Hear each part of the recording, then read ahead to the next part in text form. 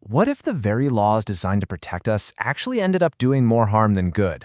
Well, that is the big question at the heart of two really intense legislative debates down in Texas. So today, we're going to look past the politics and listen directly to the people, exploring the raw, personal, and passionate feedback that shows just how differently we all define what it truly means to be safe. Okay, so here's our roadmap. First, we'll talk about why public testimony is so important in the first place. Then, we'll dive into two case studies that tackle safety from completely different angles, one about physical space, the other about ideas. And finally, we'll look at what these clashes tell us about trying to make laws that work for everybody in a world where we don't always agree. So, just to be clear, this explainer isn't really about whether these bills passed or failed. We're going beyond the headlines to focus on the powerful and often clashing voices of the people who would be directly affected. I mean, this is what democracy looks like in action, right? All its messy, complicated glory. We're diving into two really fascinating examples where the very idea of protection is up for debate. The first one, HB 1913, is all about physical space, who gets to be where. The second one, HB 900, is about the world of ideas and what's appropriate for kids to read. And let me tell you, both of them ignited an absolute firestorm of public comments.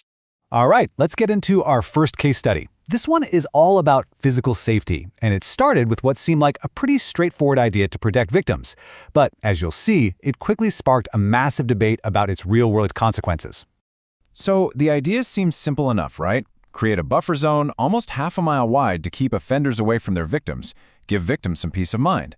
But when the public started weighing in, it became clear that the reality was way more complicated. And this is really where the two sides just slam into each other. On one hand, you have this deeply emotional, very personal plea for safety, for the right to live without fear. But on the other, you have people pointing out the cold, hard, practical realities and warning that this law could backfire spectacularly. For supporters like Caroline Kofstad, this was never just about physical distance, it's about psychological survival. They argue that just knowing an offender is nearby is a constant, terrifying form of trauma, an ongoing intimidation that no victim should ever have to put up with. But then you have the opponents, and they just kept coming back, again and again, to this one crucial question. They argued that the bill, even with the best intentions, was a logistical nightmare that could fall apart in some really dangerous ways. Okay, now this is where things take a really wild turn. You had law enforcement officials, like Detective Nancy Wilson here, arguing the bill could actually put victims in more danger. Why? Because to enforce this exclusion zone, the state would literally have to give offenders their victims' addresses and keep them updated. It would create a state-mandated tool for tracking. Just think about that for a second. For opponents, this bill wasn't just a bad idea. It was like opening Pandora's box. They said it could force offenders to basically stalk their victims just to stay on the right side of the law. It completely ignores complex situations, like families that have reconciled. Plus, it could blow up a victim's privacy by publicizing their address. And all of this for a problem that many in law enforcement say already has a much better, more targeted solution: a protective order. Okay, so we've talked about the safety of our homes. Now let's shift gears and talk about the safety of our minds.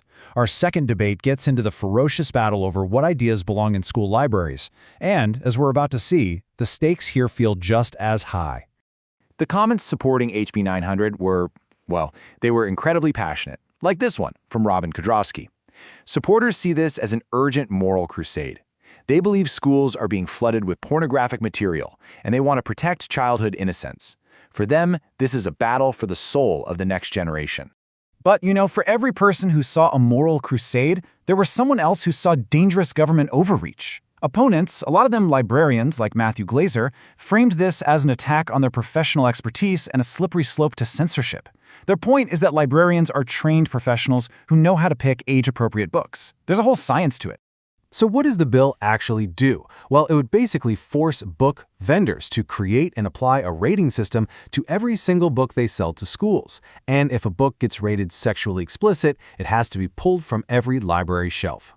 And look, the supporters were not just talking in vague terms. They came with receipts, citing specific books they found totally unacceptable, like Genderqueer and All Boys Aren't Blue. They pointed to graphic descriptions of sex and themes they believe are just plain wrong for kids.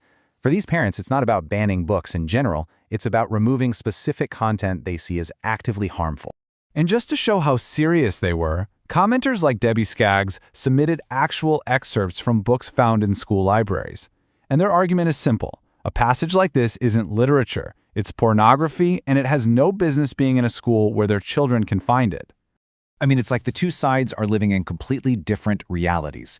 What one side calls protecting innocence, the other immediately labels censorship. Where one group sees an issue of parental rights, the other sees government overreach. They are framing the exact same issue through two completely opposing sets of values. They just can't find common ground. All right, let's step back for a second. What can we actually learn from these two really different but equally passionate fights? Let's zoom out and see what these legislative battles show us about the challenges we face trying to make laws in a society that's, well, pretty divided. So with that first bill, the one about the exclusion zones, it really boils down to this. You have the heartfelt ideal of giving victims total peace of mind, clashing with the messy, practical nightmare of a system that might actually put them at even greater risk. It's a classic case of good intentions paving a road to potentially devastating consequences. And then the library bill, well, that's a totally different kind of conflict. It's a head-on collision between fundamental American values. The right of a parent to protect their child versus the freedom to read and access information. It's a battle over where a parent's right ends and a child's right to learn begins. You see how both bills started from a place that makes sense, right? Safety, protection. But once you start listening to what real people have to say, wow, the complexity just explodes. You go from logistical nightmares on one side to these huge, fundamental disagreements about censorship on the other. It's a powerful reminder that even simple-sounding laws can have incredibly far-reaching consequences. So why does any of this matter? Because it shows us that making laws isn't some sterile academic exercise. It's a messy, emotional, and deeply human process. Behind every single line in a proposed law, there are real people with powerful personal beliefs. And it's the job of our leaders to try and navigate that incredibly complex landscape. And that really leaves us with the big and maybe impossible question. In a world where our most deeply held values seem to be in direct opposition, how do we find a path forward? How do we write laws that not only protect us, but also somehow manage to bring us together? That, right there, is the challenge of our time.